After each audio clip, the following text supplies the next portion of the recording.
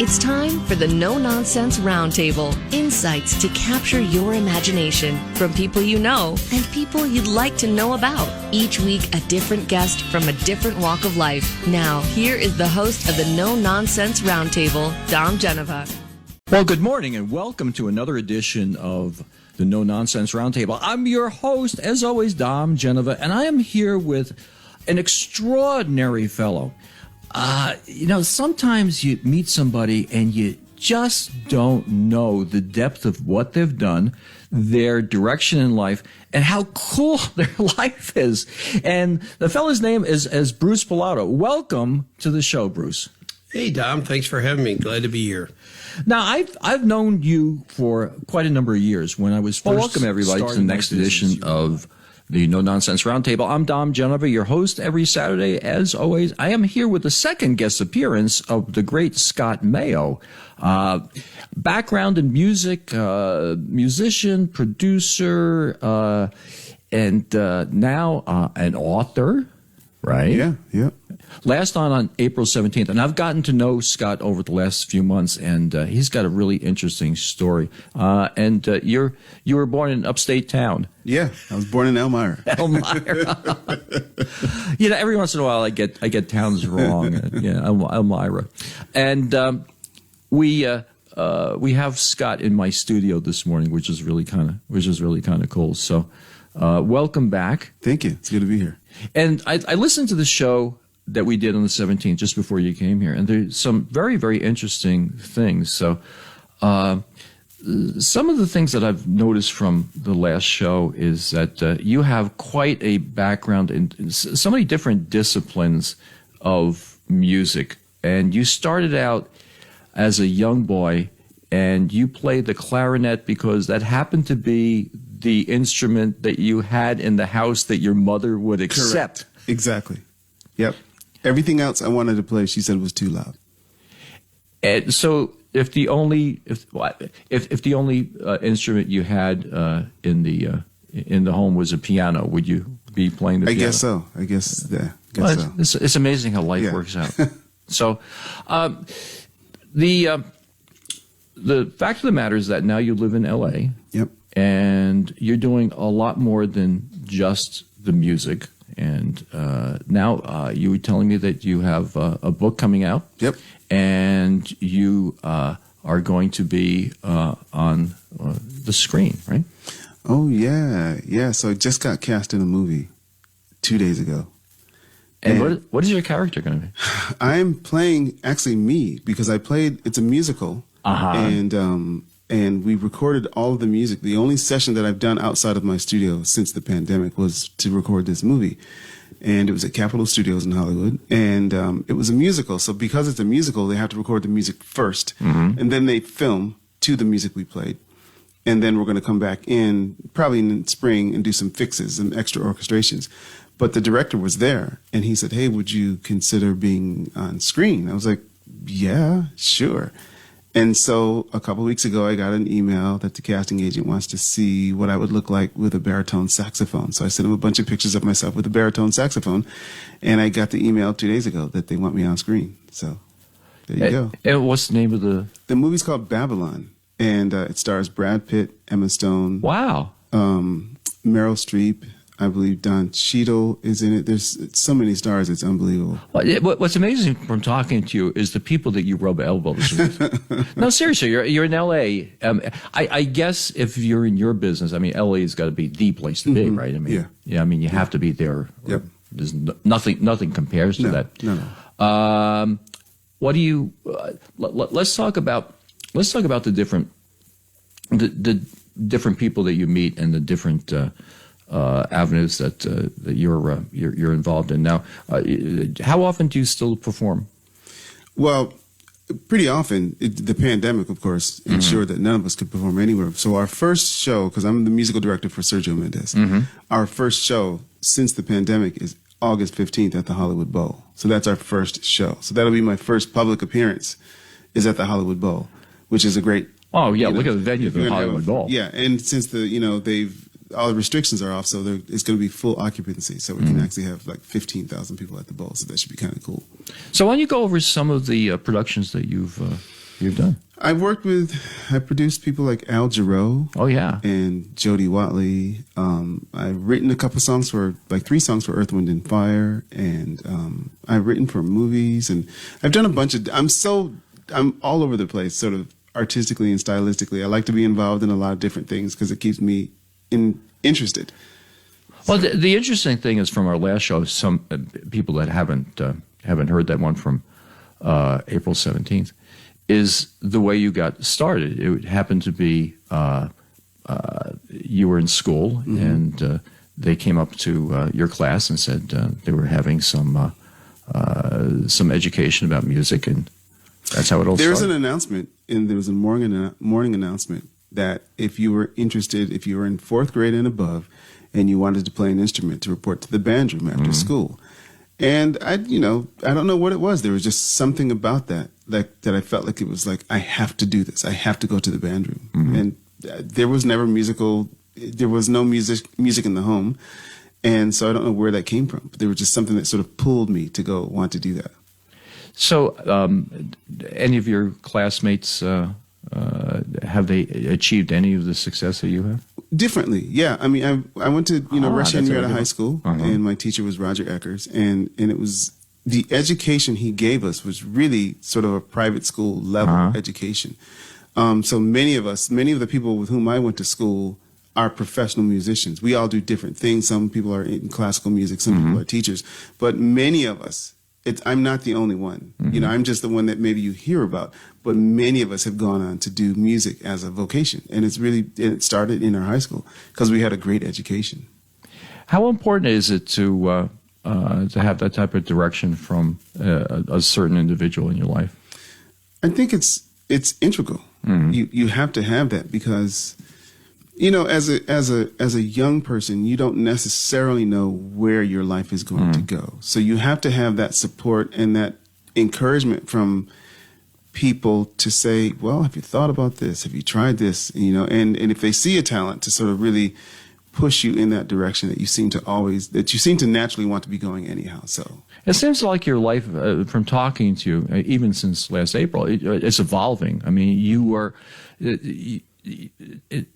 don't all of a sudden become a producer. I mean, it's a journey and a step from one thing to the other.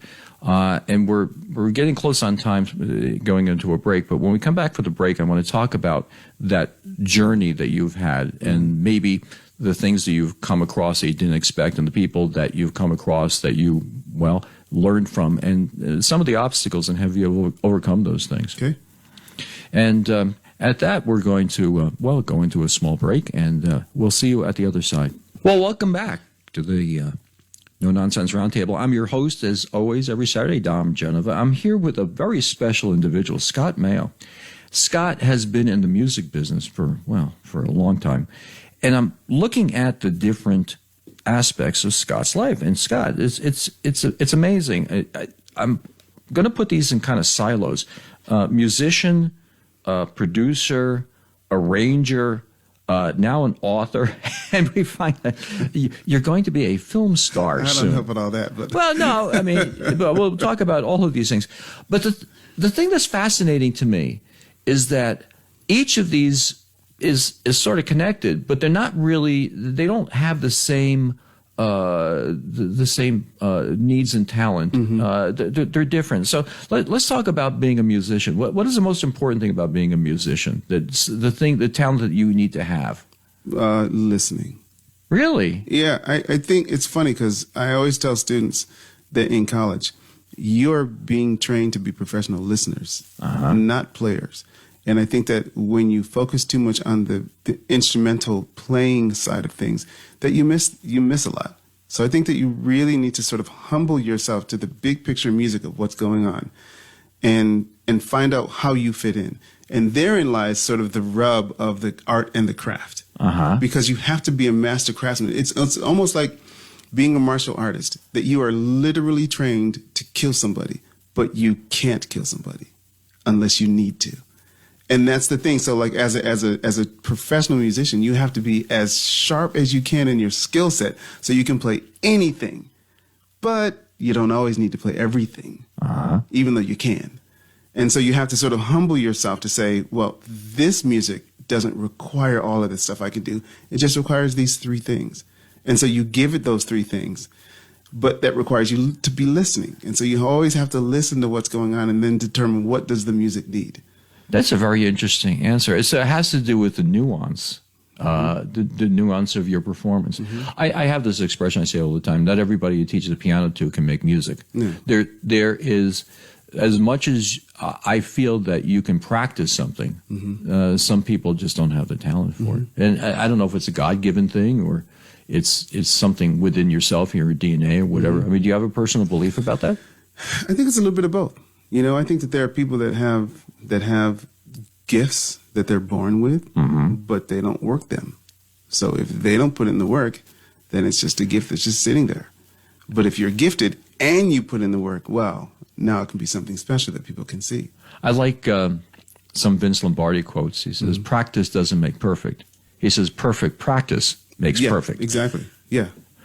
Okay, so that's that. Now let's get into being an arranger. Okay. Because I mean, that's sort of like the nuance that you're talking about now. Because the arrangement of the music, I would think, is critically important. Because you can hear a song two or three different ways, and they're quite different. Yeah. Yeah, I mean, I think the key to arranging, it sort of comes back, and this is not going to be a theme, but it's kind of becoming a theme. That, too, is rooted in humility. So you have to learn to submit to what is the original composition, and how can I honor it with my arrangement? Because you can be slick, like I'm trained, so I can be slick. But if my being slick because I'm trained interrupts you being able, as a listener, to hear the beauty of the song, then what's the point of being slick? So to me, if I can submit and be humble to what is the original intent of this piece of music, and if I can figure that out, then whatever I do will be to honor that and less about me being slick. So it's sort of like, if I was to paraphrase that, you're trying to get in the head of whoever created the music, and you're saying, well, I'm gonna tweak this a little bit. I'm going to give it a little bit of a different view, but I'm not going to tear it up and where you can't recognize exactly. it. Like I've done during the pandemic. For some reason, I just decided I was going to start to rearrange a lot of classical pieces that were moving to me. So, and in doing that, like I would reorchestrate these pieces that were originally written for a full orchestra, and I would reduce it to woodwinds, for example. And so I would get the original Brahms score and I would look at what he did. And I would just like, wow, that's really fascinating. Because when you hear music, you hear one thing, but when you look at it, you're like, oh, well, I didn't hear that all of that stuff was going on. So then when I would start to rearrange it for woodwinds, I would figure out what are these choices that I think are sort of integral to what's going on. And then I would interpolate from there. But you got to find out what are the core sort of values of the song. Okay, this may be a silly question. I don't know. So when you read music, are you hearing it in your mind? Yeah, that's got to be awesome. I mean, I look at. I mean, I'm totally illiterate when it comes to reading music. Do all performers? Some performers don't know how to read music, right? Oh yeah, totally. Yeah. Do you know anybody famous who doesn't know how to read music? Off the top of your head? There's tons of famous musicians that don't know how to read music. Really? Yeah, tons of them. And they're not shy about that. They're fairly open about, like, I never learned how to read music. I'm trying to think of, I don't believe Keith Richards knows how to read music. I believe it came up in conversation one time that he does not know how to read music. So he just picks up the instrument. And he said, well, I've been told that he says, well, it's sort of a G. Yeah. It's sort of a G chord. And it's like that. But the complexity of being able to just put a chart in front of him and have him read it, that's not going to happen. Yeah. And that's not to reduce musicians that don't know how to read. No. Some of them are amazing. Yeah. And I think that there's a liberty sometimes that they have because they're not sort of captured by the rules of being educated. So formal education has its place, but without it, sometimes you don't know what the rules are. So you just try things. So the next well, like I said, a silo that I have. Okay, so we have arranger, producer. Yeah. That takes a whole nother skill set too, because now you're not only you're creating and arranging, but now you're working with people. Yeah. Yeah. Are creative people a little difficult to deal with sometimes as a general rule? Yeah. I mean, when I've produced records, I spend more time counseling and less time actually producing. Mm-hmm. And when I get a chance to actually just work on music, I'm like, oh, great. And it's nothing, it's just because, and I'll tell you why. And I defend, especially the artist with whom I'm working or for whom I'm working. It is really challenging to do a record. People don't know that because the amount of vulnerability it takes to sing a song and you're putting your whole soul out on the line. And so consequently, the artist-producer relationship is really, really precious. And so my job as the producer is to make sure that I'm creating a sort of artistic environment for them to feel safe. Because if they don't feel safe, it's not going to sound good. And so in feeling safe, sometimes that takes a little coaxing. And you have to talk to them, and you have to get them off the cliff, and you have to do all these things just to sort of get a good vocal. Yeah, it has to be like managing anybody. You want to get the performance that you want out of them, but you don't want to discourage them and break them either. Yep, exactly. You seem like you would be very good with that, though. It works out for me. But I've been produced by people that are those kind of that try to break your back. I'm like, what are you doing that for? Stop, because now I'm mad and I don't want to play. I don't want to sing. I don't want to play. I don't want to do anything. Well, you're doing it for the joy of doing it. Right. And so if you're in an environment where you feel supported by the person on the other side of the glass, then you want to sing, you want to play because you feel this freedom and the support. Well, that's good. Well, we're going to come back after the news break now. And, there's a couple of other things that Mr. Mayo is involved in, and we're going to talk about that, after the break. Well, welcome back to the No Nonsense Roundtable. I'm Dom Genova, your host, here with Scott Mayo. What can I say about Scott? Musician, producer, arranger, author now, and soon-to-be film star. That's really kind of neat. And at the bottom of the hour, I always reach out to the Bob Johnson dealer group who bought Genesee Valley Chrysler Dodge Jeep and Genesee Valley Ford in Avon and are sponsors of this show, and thank them for doing what they do, and no-nonsense people selling cars in the right way. So I'm very thankful to have them backing me with the show. Now, Scott, like I said, arranger, musician, producer, author, film star to be. Let's start talking about, your book. You have a book. I got a book coming out, yeah. Yep. And let's give everybody a little bit of an idea what the book is about. It's kind of your journey, right? It's called The Creative Journey. And it's not just about my journey, but it's about the journey of creativity for all people. Because I actually believe that all of us are born to be creative in different ways. Some people are born to be musicians. Other people are born to make sweaters. Other people are born to be carpenters. But I think that all of us are born to do something creative. And I just really wanted to give people encouragement to be creative and also give artists a set of skills to learn how to manage this sort of sometimes ambiguous, unclear, murky life of creativity. Well, you have to take a look at a journey like yours, and you probably didn't expect to be in the place you are now. When you were 10 years old. No, I mean, there's no way. There's no way I couldn't have predicted the crazy stuff that's happened in my life. And you were saying you had a conversation with Sir Paul McCartney, and he was expressing the same thing, how lucky we are to be where, It's crazy. I mean, at the end of the conversation, he was like, aren't we lucky? Yeah. I'm like, well, you found your spot. The thing is that my expression is that the path of your life is in the weeds someplace. You're going to kind of sort through the weeds to get there. Certainly I never expected I would be where I am today, and I'm very thankful that that's happened. So if people were to come across with one feeling from the book, what would it be? I hope encouragement. I hope that they are encouraged to want to go create something. And you say it's not about you. It's sort of other individuals that you're going to... It's not necessarily about me. It's about sort of what I've experienced as a creator and some of my perspectives of creativity. Because I'm fairly analytical, so a lot of times I'll take a step back and just try to figure out what's going on right now.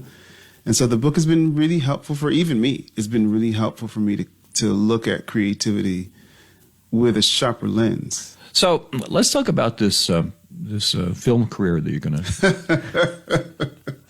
Okay, now you're saying the movie has Brad Pitt, and, so have you met any of these people before? I have not met anybody. Okay, you've been in L.A. and you haven't seen Brad Pitt Never. at a restaurant or anything. Okay, so when you see Brad Pitt, what is the first thing you're going to say to him, other than hello? I don't know. I don't know. We don't have anything in common. I don't know what to talk to him about. Well, you don't know until you know. You might have everything in common. You never know. He's like, hey, do you teach? Yeah. I'm looking for a sax teacher. Yeah. Well, that's gotta be really exciting. That's another unexpected thing you had in your life. Yeah, I mean, when totally. you were a young boy, you wouldn't know that. No, No. This could be the start of something. This is the first time I've never been in a movie. Like I've played for movies, I've written for movies, but I've never been in a movie. So this should be really interesting. Well, I have this feeling like that, like 10 years from now, we're going to take this interview right here. And I'm going to say, hey, I had Scott Mayo in my house. Wow. And they're going to be like, wow, yeah, that's the plaque. That's the plaque. That's the memorial plaque. Memorial, you're not dead yet. But that's the plaque that says, yeah, he was actually sitting here. I'll have to take a photograph of you. Now, you were saying that music really wasn't part of your home. I mean, like your upbringing, but your son, on the other hand, let's talk about your son a little bit. My son, Michael Mayo, is a recording artist, composer in New York City. And he just released his first album called Bones, and it's doing really well, and I'm super proud of him. Not because he released an album or any of that kind of stuff. I'm most proud because he's a wonderful human being. He is got the most beautiful spirit. He's really great. Oh, that's sweet. That's really sweet. Yep. So you were saying before we got on the air how many hits the song got on? Oh, yeah. The first day the album was released, it got on Spotify alone 60,000 plays. That's amazing. So, and what's the name of the album again? Bones. Bones? Yeah. Michael Mayo. Mayo. Repeat it 3 more times. Bones. Yes. That's why. And you said he's down in Brooklyn, right? Yeah, he lives in Brooklyn. Okay. Yep. And you see him. You probably don't see him all that often. No, well, since the pandemic, I've not seen him at all. So he came home. He was home for 3 weeks just a little while ago, and he had to go back because he had his release party to do in Brooklyn. And so now that I'm home again, I'm going to go down there on Monday to spend the rest of the week with him. So I'm really excited about it. So you're talking about. I'd like to mention J Advertising. a little plug, because that's how we met. Right. The great people at J Advertising who do all the ads that you ever see in Rochester. So you do work for them? Or just have a relationship. Yeah, I have a relationship with them. We're talking about doing some things together in the near future. So probably so. Yeah, I mean they do. They're great. They're amazing. Oh, they're just amazing. So creative. It's the best and the highest quality that you can look for. So yeah, and you can see it. You can see it just in on TV. I mean, when Wegmans uses you, so like when I had my dealerships, I said I wanted to be the Wegmans of car dealers. They don't do slouchy. They don't do slouchy stuff. So this relationship that you have with your son, you ever played together? Yeah, we have. It's not often, but we do. Yeah. So, okay, so this has been your second time on the show. Mm-hmm. So how about we do a third time with father-son? Oh, that'd be amazing. Would that be great? I would love that. Okay, I'd like to meet him, too. Does he ever get up to Rochester? Yeah, he does. Yeah, every now and then. And he'll probably be coming up, I'm guessing, now that the pandemic is starting to fade a little bit, he'll probably start to do some more performances. Well, the pandemic's got to really hurt people in your business. Yep. I mean, my Lord. Yep, literally. Well, there's some business that's business deferred, and there's some that's business lost. I mean, if, let's say you were going to buy a house. Well, eventually you're going to buy the house. Right. You didn't buy it in June. You're going to buy it next June or something like that. But a performance is lost forever. Yeah. And there are venues that have closed that will never be open. Yeah. And it's interesting because normally in economic downturns, not to get off on a tangent, but normally in economic downturns, we're the first industry to go because it's money that you don't have to spend. And when there's an upturn, we're sort of the last ones where people say, okay, I feel safe now. Let's have a party. Let's go out. But this time we were the first to go. But I also think that because of that, we are going to be the first to recover. Because I think people have been, as opposed to it being just an economic downturn, this was like, you can't go out of your house. You can still make a little money, but you can't go out of your house. And so I think that people really want to go out. So I think in that regard, look, we're going to be there's sort of like a recovery boomerang or something. So I think people have to. I think this is going to be a resurgence of the Roaring '20s. I really believe that. Well, we're about to head into a break again, and we'll just see you on the other side of the break. Well, welcome back to No Nonsense Roundtable. I'm Tom Genova, here with a very, very dear friend and talented fellow, Scott Mayo. And Scott is a musician, arranger, producer, author, and soon-to-be film star. Keep on teasing him about that because he hasn't actually been on the screen yet. But this is good. This is going to be good. This is going to be good. It's going to be. I knew him when, I'm sure, and here from L.A. He lives in L.A. and appreciating Rochester. As we all do, right? It's good to be home. It's so beautiful here. It really is. The trees, the sky, the clouds. It's funny because whenever I travel, one of the first things I notice is the sky. And when I come back home, especially in this time of year, it's so beautiful here. Oh, it really is. Until you get into the winter and it's getting dark at 3 o'clock in the afternoon. Exactly. My wife calls it a concrete sky. There's a concrete sky. In the summer, this is the best place in the world to be. In the winter, you're like, why do people live here? Well, the funny thing is, if you take any theology or philosophy courses, to appreciate heaven, you have to have experience. You wouldn't know. No, I lived down south for a while. Seriously, I lived down south for a while. It was nice all the time. So you really didn't appreciate it because it's nice all the time. There's a certain something to be said about suffering, and then the lack of suffering. Just seeming like. I called a friend of mine that I went to high school with the other day. He lives in Houston. I passed his house, and so he crossed my mind. So I called him. I was like, "Hey, I'm home." He said, "Oh, really? Is it snowing yet?" That's exactly right. If the snow didn't melt, like the 4th of July, we would have glaciers. That's the problem with this place. But you have to appreciate Rochester because, generally speaking, the property values are okay. You got the thing with the weather. There are a lot of good schools around. Certainly some schools better than others. People are nice. It's. The New York metropolitan area, and I live down there. It's hustle bustle, 3 hours commute in the morning and whatever. So we have a lot of great things here. But people go, it's Rochester. But I mean, think about just culturally speaking. Think about the music history we have here, and the Music Hall of Fame and the Eastman and whatever. I mean, what's your favorite of all these venues? Probably the Eastman. The Eastman Theater, it's gorgeous in there, and it sounds amazing. And it must just make you feel like part of history when you're... Oh, totally. Absolutely. Yeah. The place is great. The thing that we were talking during the break about being an arranger, and that's what I really appreciate when I go and I see something at the Eastman Theater, is that you're seeing something that has been adapted. And I think Tysick does a really great job doing he does. doing that stuff. Yep. Now, if you were to wave a magic wand and have any job in the world, what would it be? Any job? I don't know. What would you do? Where were you going from here? I mean, after you become a movie star, now, like, what do you do from movie? Where do you go on from there? I mean, you progressed here, Yeah. I guess I got to sell my house and move to Beverly Hills. That's what you do. Is that what you do? Yeah, but I don't know. I mean, I suppose, like, in a perfect world, what I would love to do is to continue to do the kind of stuff that I do. So I'd like to keep producing, keep writing, keep playing, keep singing. I just want to stay involved and engaged. Well, it sounds like you're looking to give some guidance to some young people too. I would love that. That would be amazing. Yeah. The thing is that I have this thing. Some people have an evolutionary life, where they're always progressing, and that seems to be what you have you sculpted your life? I think so. But it's also sort of part of just sort of humbling yourself to the journey and allowing yourself the liberty to be pushed and carried and moved by the winds of change. Are you a religious guy? Yeah, absolutely. I'm totally a man of faith. Are you? Yeah, absolutely. And I've seen God move in my life over and over and over.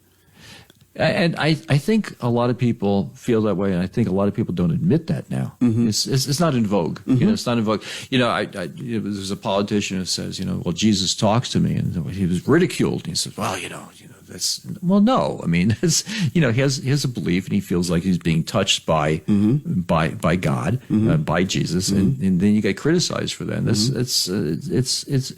it's amazing how the world has changed. And yet at the same time, it's funny because I had one person that I, in particular came up to me in a foreign country, and he said, "Hey, you're religious, right?" And I said, "Yes," because I read all your posts. He said, "Listen, I'm having a problem. Would you mind praying for me?" Wow. And I was like, "Wow, absolutely, I would love to." So it was a really interesting thing because you never know, like the Bible says, our lives are books, are open books read by all men, and you never know how people are reading you. Yeah. And so that's why you sort of want to make sure that you keep yourself above board and honest and open and all those things. The last time you were on the show, I paid you what I believe is the best compliment I can give anybody. You're a regular guy. Oh, well, thank you. I appreciate that. You're a regular guy. You're talented. You have accomplished many, many things. Very creative. Obviously, a good father. I'd like to invite you back on again, but also I'd like to invite you on for a father-son show. I would love that. Can we get something where the both of you can play at the same time or something? I mean, that might be a little bit hard if you're not really. Can we do this? We got the technology. We can do that. We both have studios, so let's do it. Oh, that would be absolutely wonderful. I tell you what, because we have a couple of minutes left, let's talk about that book again. Oh, it's called The Creative Journey, and I hope to have it out in the next few months. Wonderful. It'll be for sale on my website, scottmayomusic.com. Yeah. Well, that's really great. It's imminent, as they would say. Yeah. Well, thank you ever so much for coming on, and we're going to have you on again with your son. That'd be great. Yeah, it's always great to have you. And it's nice to actually see your face, see you in person. Well, not everybody feels that way, but not everybody. They say a voice for radio, and a face to match. That's what they say. But that just proves that you're just absolutely too kind. You're absolutely too kind, and we're going to have to do this again. Yeah. So